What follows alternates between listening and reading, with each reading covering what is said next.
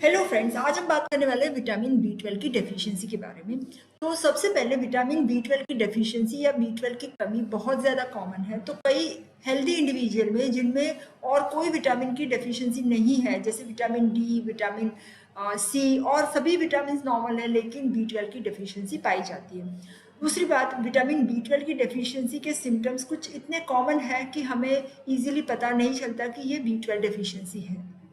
तीसरी बात कि हमारे जो फूड आइटम्स है उसमें अगर हम कुछ चेंज कर दें तो ये डेफिशिएंसी हम प्रिवेंट कर सकते हैं। तो आज हम बात करेंगे, पहला तो विटामिन बी 12 डेफिशिएंसी क्यों होती है, इसके कारण क्या है। दूसरा बात करेंगे बी 12 डेफिशिएंसी को प्रिवेंट करने के लिए, नहीं हो इसके लिए हमें क्या क्या फूड आइटम्स हमारे डाइट में इंक्लूड करनी है। ठीक है, तो सबसे पहला विटामिन बी 12 की डेफिशिएंसी है क्या। तो विटामिन बी 12 जो है, जो हम डाइट में लेते हैं, हम भोजन से लेते हैं, ये बी 12 अगर हमारे डाइजेस्टिव ट्रैक्ट में, हमारे स्टमक में अच्छे से एब्जॉर्ब नहीं हो पाए तो विटामिन बी 12 की कमी हो सकती है। ठीक है, तो इसके दो कारण है, एक तो हम अपनी डाइट में अच्छे से बी 12 नहीं ले रहे, और दूसरा ये बी 12 हमारे डाइजेस्टिव ट्रैक्ट में अच्छे से एब्जॉर्ब नहीं हो पा रहा। ठीक है, तो ये जो विटामिन बी 12 है बहुत ही इंपॉर्टेंट हमारा विटामिन है, जो हमारे ब्लड में हमारे जो आरबीसीज है उनको बनाने के लिए चाहिए। साथ साथ में हमारे जो न्यूरॉन्स है, जो हमारे नर्व के सेल हैं, इनकी भी ऊपर जो माइलिन शीथ होती है उनको बनाने के लिए भी बी 12 चाहिए। और यह विटामिन बी 12 हमारे शरीर में नहीं बनता है, इसीलिए हमें उसे बाहर से लेना पड़ता है। तो vitamin B 12 commonly dairy products में ज़्यादा होता है, एग्स में भी होता है, और साथ साथ में फोर्टिफाइड फूड्स, कुछ फूड जिसमें हम विटामिन अलग से डालते हैं, कुछ ऐसे अनाज, कुछ ब्रेड, न्यूट्रिशनल ईस्ट, ये सब में भी विटामिन बी 12 बहुत ज़्यादा मात्रा में पाया जाता है। विटामिन बी 12 की रिक्वायरमेंट, कितना विटामिन बी 12 हमें चाहिए।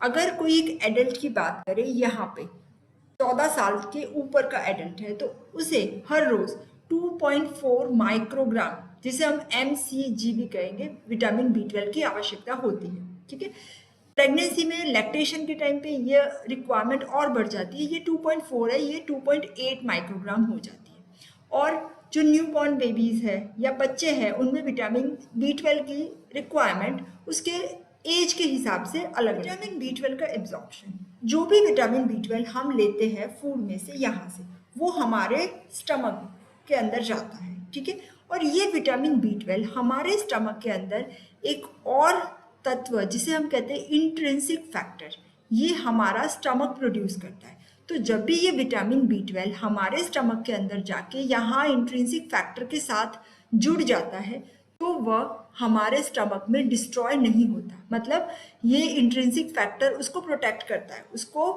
टूटने नहीं देता। ठीक है, तो ये हमारा बी 12 अच्छे से पास होके स्टमक से लेके हमारे इंटेस्टाइन, आंतों तक आ जाता है। ठीक है, और उसके बाद ये हमारे इंटेस्टाइन में से एब्जॉर्ब हो रहा है। तो सबसे पहली बात, अगर हम डाइट में अच्छे से बी 12 ले रहे हैं, फिर भी हमें बी 12 की डेफिशिएंसी है, तो उसका एक कारण हमारे स्टमक के अंदर ये इंट्रिंसिक फैक्टर या तो बन नहीं रहा है, या इसका कोई और कारण है जिसकी वजह से वो अच्छे से काम नहीं कर रहा है। तो विटामिन बी 12 की कमी के कारण क्या है, वो हम सबसे पहले बात करेंगे। सबसे पहले तो अगर हमने डाइट में अच्छे से विटामिन बी 12 नहीं लिया है, तो विटामिन बी 12 की डेफिशिएंसी होने ही वाली है, वो कॉमन है। दूसरी बात, जैसे हमने बताया, विटामिन बी 12 उसको प्रोटेक्ट करने वाला हमारे स्टमक के अंदर जो इंट्रिंसिक फैक्टर बनता है, अगर ये इंट्रिंसिक फैक्टर अच्छे से नहीं बन रहा है, ठीक है, तो इसका एक कारण है गैस्ट्राइटिस। कई लोग बोलते हैं ना कि मुझे गैस्ट्राइटिस है, मतलब stomach, gastro mean stomach, stomach के अंदर सूजन हो जाना। अगर ये स्टमक के अंदर सूजन है तो इंट्रिंसिक फैक्टर अच्छे से काम नहीं करेगा, और उसकी वजह से भी विटामिन बी 12 की डेफिशिएंसी हो सकती है। अलावा पाचन संबंधी कुछ रोग, पाचन तंत्र को जो अफेक्ट करते हैं, वो रोग जैसे क्रोन्स डिजीज बोलते हैं, सीलियाक डिजीज बोलते हैं, इन सब में भी विटामिन बी 12 अच्छे से हमारे इंटेस्टाइन में एब्जॉर्ब नहीं होता। अलावा आजकल जो ओबेसिटी के लिए सर्जरी करते हैं, जिसे कहते हैं बैरियाट्रिक सर्जरी, मतलब इसमें स्टमक को बाईपास कर देते हैं, जिसकी वजह से एब्जॉर्प्शन नहीं हो, फैट का एब्जॉर्प्शन नहीं हो और बॉडी वेट कम हो जाए। पर यह सर्जरी करने की वजह से हमें हमारे शरीर में बी 12 विटामिन और उसके साथ बहुत सारे और विटामिन की भी डेफिशिएंसी हो सकती है। इसके अलावा शराब का सेवन यह भी हमारे पाचन तंत्र को नुकसान पहुंचाता है और विटामिन B12 की कमी का कारण बन सकता है। अब बात करते हैं विटामिन B12 की कमी के सिम्टम्स क्या है या लक्षण क्या है। विटामिन B12 की कमी से हमारे शरीर में न्यूरोलॉजिकल और साइकोलॉजिकल सिम्टम्स देखने को मिलते हैं। विटामिन B12 की डेफिशिएंसी के कॉमन सिम्टम्स में एक है बहुत ज़्यादा थकान या कमजोरी महसूस होना, नौशिया या उल्टी या डायरिया होना, हमेशा की तरह भूख नहीं लगना और वजन का कम होना। इसके अलावा विटामिन B12 की डेफिशिएंसी में मुंह या जीभ के अंदर छाले हो जाते हैं और एनीमिया, जिसे हम पांडु रोग भी कहते हैं, उसकी वजह से स्किन जो है वो पीली हो जाती है। विटामिन B12 की कमी के न्यूरोलॉजिकल लक्षणों में एक है हाथ या पैर में सुन्नता आ जाना या झुनझुनी आना, विजन की समस्या होना, मेमोरी लॉस या चीज़ों को याद रखने में तकलीफ होना, चलने या बोलने में तकलीफ होना। यदि विटामिन B12 की कमी से हमारे जो नर्वस सिस्टम को अफेक्ट हो रही है तो वो इरिवर्सिबल है, मतलब इसे हम रिवर्स नहीं कर सकते। इसके साथ विटामिन B12 की डेफिशिएंसी में कुछ साइकोलॉजिकल सिम्टम्स भी देखने को मिलते हैं, जैसे उदासी होना, चिड़चिड़ापन होना और व्यवहार करने के तरीके में भी बदलाव आ जाना आदि। B12 की कमी का निदान कैसे करना है? विटामिन B12 की कमी के निदान के लिए एक तो हम करवा सकते हैं कंप्लीट ब्लड काउंट, जिसे कहते हैं CBC, और साथ साथ में हमारे ब्लड में विटामिन B12 का लेवल कितना है यह भी हम मेजर करवा सकते हैं, जिससे भी विटामिन B12 की डेफिशिएंसी का निदान किया जा सकता है। ट्रीटमेंट की बात करें तो विटामिन B12 की ट्रीटमेंट में विटामिन B12 कैप्सूल्स भी अवेलेबल है, विटामिन B12 के इंजेक्शंस भी दिए जाते हैं,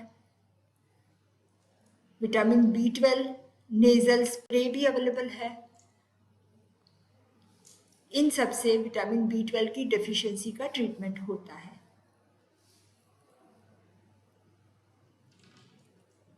अब बात करेंगे विटामिन B12 की डेफिशिएंसी को प्रिवेंट कैसे करना है, मतलब हम खाने पीने में क्या ऐसी चीज़ें ऐड करें जिससे कि हमें विटामिन B12 की डेफिशिएंसी हो ही नहीं। वेजिटेरियन डाइट की बात करें तो डेयरी प्रोडक्ट्स जैसे दही, दूध और पनीर में सबसे ज़्यादा विटामिन B12 पाया जाता है। एक कप दही या एक कप दूध, इसमें हमारे पूरे दिन का 28% विटामिन B12 प्रोवाइड हो जाता है और साथ साथ में डेयरी प्रोडक्ट से हमें प्रोटीन्स, कैल्शियम एंड और मिनरल्स भी मिलते हैं। वेजिटेरियन डाइट में दूसरा इंपॉर्टेंट सोर्स है फोर्टिफाइड फूड, जैसे फोर्टिफाइड अनाज, गेहूँ या और कोई भी फोर्टिफाइड अनाज, जिसके अंदर विटामिन B12 अच्छी मात्रा में होता है। साथ साथ में इसके अंदर आयरन और विटामिन A भी बहुत अच्छी मात्रा में अवेलेबल है। तीसरा इंपॉर्टेंट सोर्स है न्यूट्रिशनल यीस्ट। ईस्ट में भी फोर्टिफाइड ईस्ट, जिसके अंदर बहुत ज़्यादा अच्छी मात्रा में विटामिन B12 होता है। एग भी विटामिन B12 का अच्छा सोर्स है। इसके साथ में चना, सफ़ेद या काला,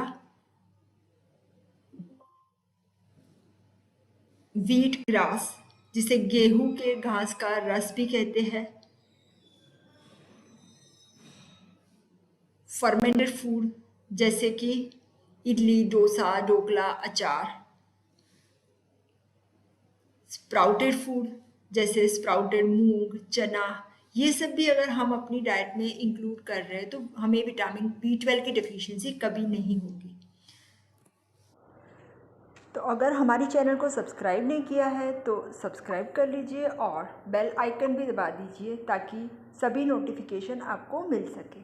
सो eat healthy and stay healthy. Thank you so much.